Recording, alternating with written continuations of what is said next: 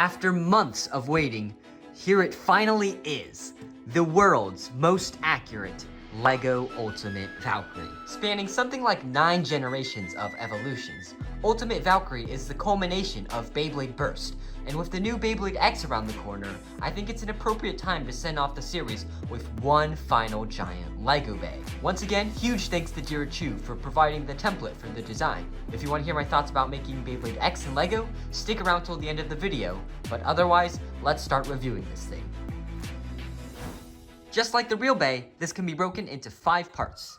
We have the blade, the core, the armor, the disc, and finally, the driver. Also, just like the DB system, it can be assembled into high or low mode. First, you take the core with these stud connections and attach it to the blade like that. Attach the driver to the disc, and then for low mode, you just set the blade right above the disc and put the combined layer on top. There. And for high mode, you just take the armor out, put the layer on, and then put the armor on top. It's not the most accurate, but it does get the job done.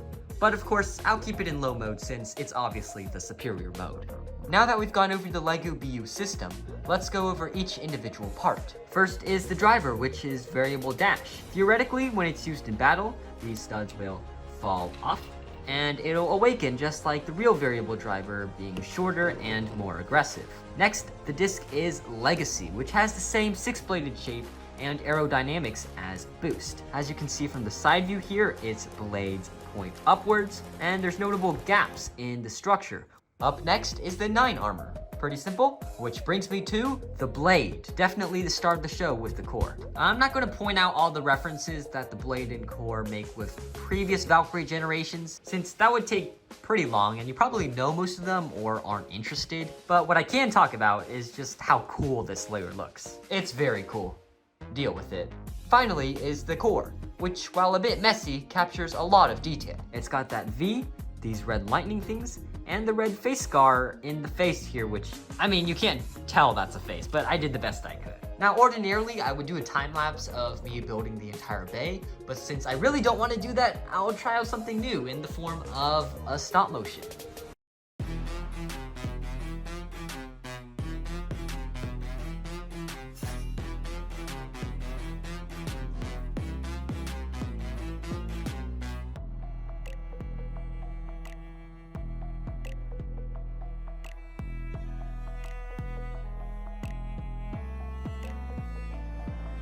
Alright, and that was the world's most accurate Lego Ultimate Valkyrie. I'm not sure if I'm going to do another one of these giant Lego Bay reviews since they're pretty expensive, but if you want to see another one, make sure to show your support in the comments below. Beyblade X. It's awesome. The new battle system is great, but I'm not too keen on making specific Beyblade X Lego bays. The new system is quite similar to, well, all the systems, and I think it's hard to differentiate this in Lego. So I'm going to hold off on the designs for now, but I think what does deserve creation is the new stadium gimmick, which I have a plan for.